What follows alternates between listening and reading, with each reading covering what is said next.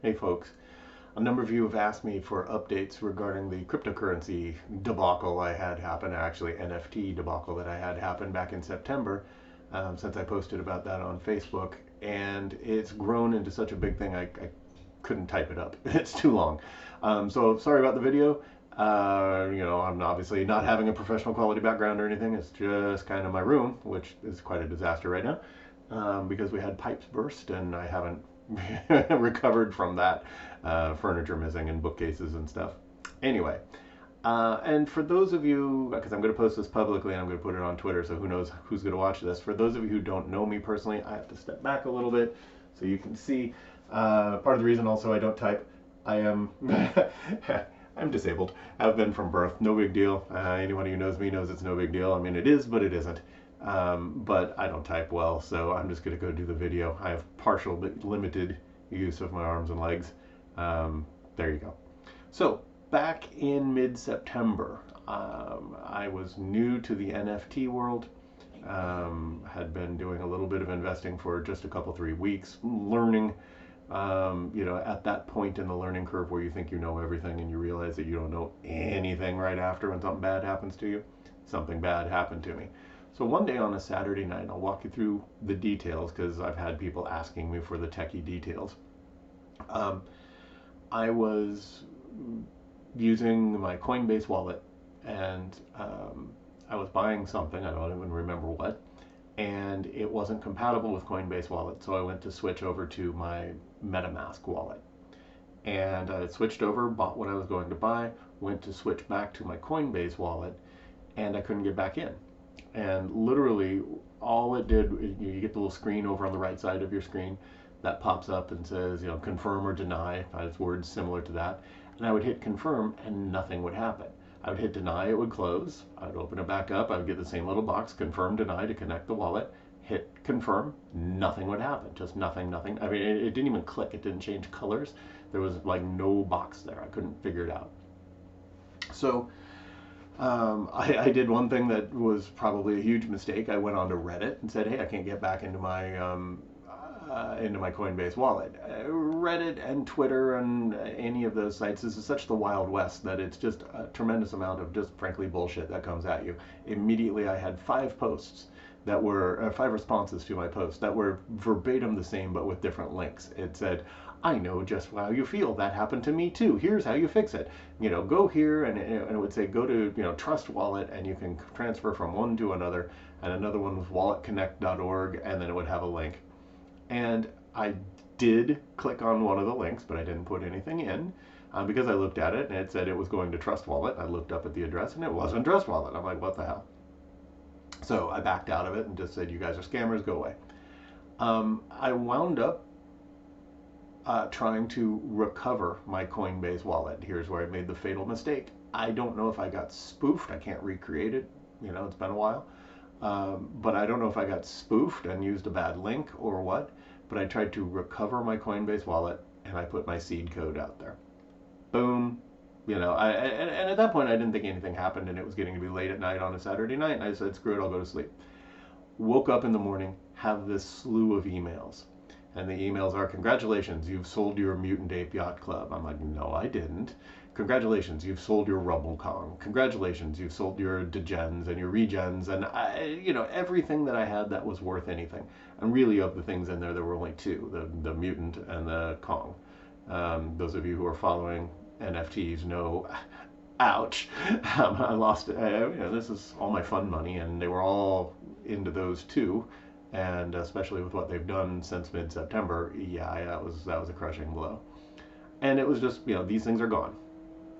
I had the brilliant thought to try to log in on my laptop, and I was still able to get in. I was able to get into the Coinbase wallet account using my laptop, and I could see that everything else I owned, the other 7 or 8 NFTs, were still for sale. They just hadn't been able to sell them overnight.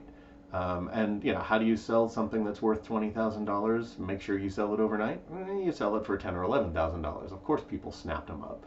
But some of the other ones that I had were just small, nothing ones, and they tried to sell them for $100 and nobody wanted them. So I was literally able, using my laptop, to look in on the account that they had taken control of.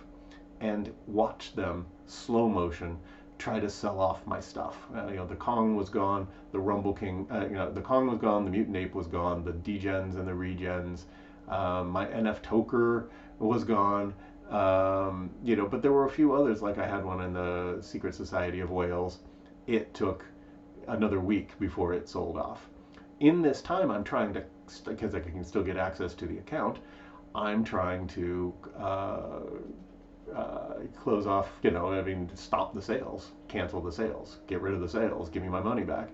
And every time I did that, of course, it comes up with the two-factor authentication, and they had changed the phone number. So it would say, put in the code that you see on your two-factor authentication, and I never got the call because they changed the phone number associated with the account.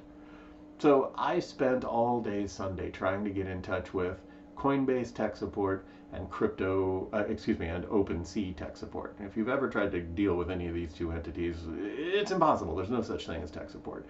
At one of them, after all kinds of search, and this was with Coinbase, I finally got a hold of a guy who, on the phone, who said, "Oh, we will have our crack," literally, these are his words, "our crack technical investigators look into this. And they are very concerned about, safety, and so they will be in touch with you immediately, and they're our crack team. They'll take care of you." The next morning, I have an email, and it's the only communication I've had from Coinbase. They said, "Well, if someone transferred money in and out of your account, you must have put the seed phrase out there," which I did. I admit that. And given that you put the seed phrase out there, we have no responsibility, no liability, and basically we couldn't care less what happens with you. It's your fault. And they have never communicated with me again on any of it.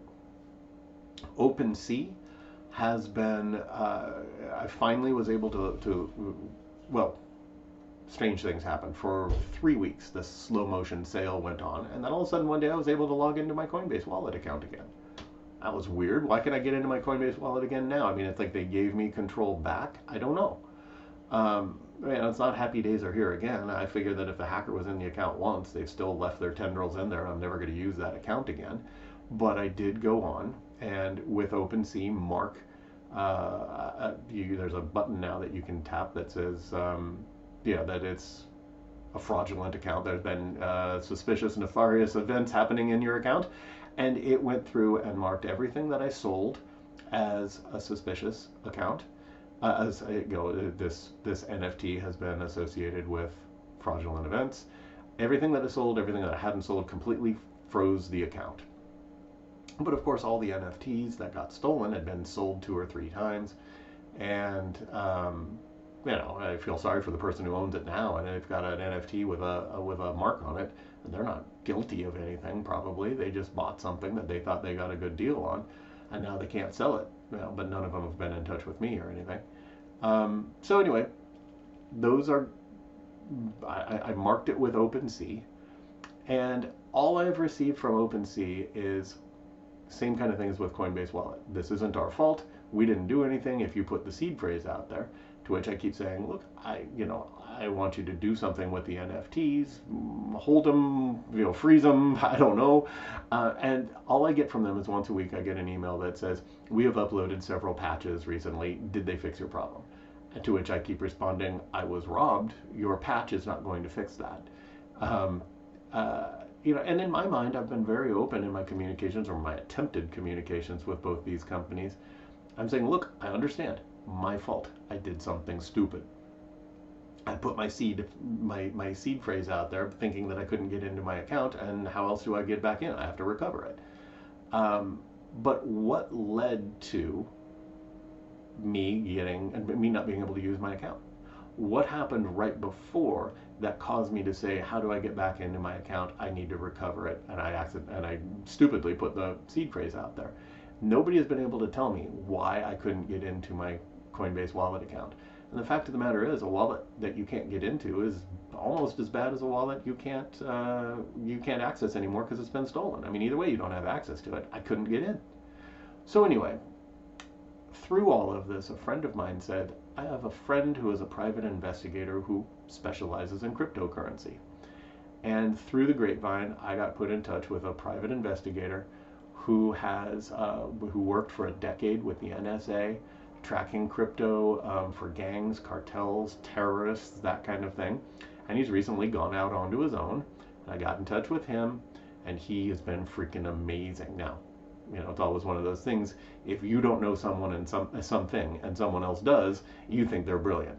I think this guy's brilliant.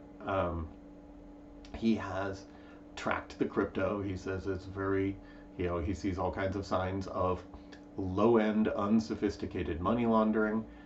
He was able to track it through several accounts, and see that it all basically landed in one account. And through that, he's able to see what those accounts have also had travel through them. And he's been able to round up over 200 other victims of this kind of fraud. And, of course, the FBI is involved now. Part of what they do is they do searches. You know how you always see password, and it's PA55WORD or Debbie D55IE. People trying to tinker with things to make their own supposedly uncrackable codes. Well, what he found is one of the accounts that all of the money kept passing through, and he's following tendrils around for other people who've reported hacks and followed their money as well. And one of the accounts was a Spanish language word. I don't even know what the word is. He hasn't told me. That, just like what I was talking about, used a zero instead of an O, and fives instead of a B, and that kind of thing. And one of the things that private investigators do when they find an account like that, they go back through and search that word. And he used me as an example. My email, brianfergie@gmail.com. Yes, I just put my email out there. My website, brianfergie.com. My Instagram, Brian Fergie. My Twitter, Brian Fergie. Well, there was another Brian Fergie, so I think on Twitter I'm Brian Fergie too. I use that phrase a lot. And so did this clown. And so what he found was a Facebook account, Spanish language Facebook account, utilizing that same code, that same Spanish language word with fives instead of B's and zeros instead of O's, that kind of thing. And the Facebook account hadn't been used in 4 years, but guess what the Facebook page was devoted to? Computer hacking. Seriously, this guy devoted his life to computer hacking, posted about it, stopped 4 years ago, and now my computer gets hacked by an account with the same type of name.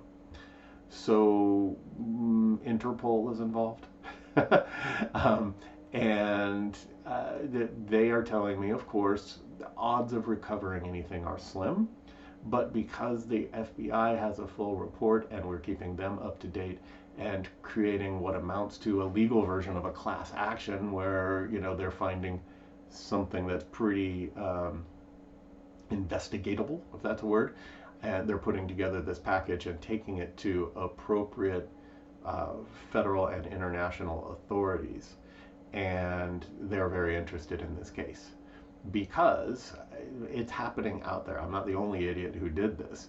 I just read something on Twitter. A guy who has invested a lot in crypto and NFTs had his account hacked just last weekend. It was like a kick in the stomach to read this, that he had over $1.4 million on the low end valuation in NFTs taken from his account. And I'm trying to get in touch with him, being like, look, you need a private investigator. Don't just write it off.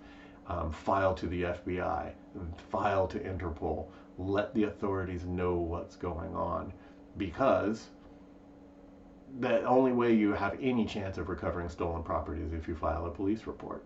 So that's what we're going through now. It's 2 months later, because this all happened on, I think it was September 19th, actually exactly 2 months ago.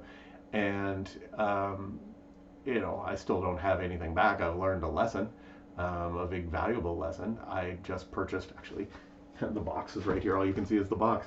I just purchased a Nano 5 low ledger, and basically a hard wallet to store these things on so that it's not floating around out there in the internet, just the account information. I don't have to store that anywhere where someone can hack my computer. and see my passcodes eventually, it's all going to be on a physical nano.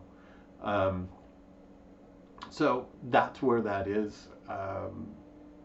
I think I've hit the high points here and a lot of details. Sorry about how techie this got, but for those of you who are into the techie stuff, you can get in touch with me, and I can tell you what I know because this is happening out there.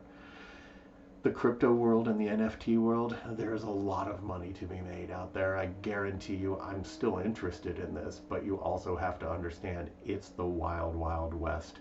And there are scam artists out there left and right. Don't ever go on to Reddit or Twitter and say, hey, I have this problem.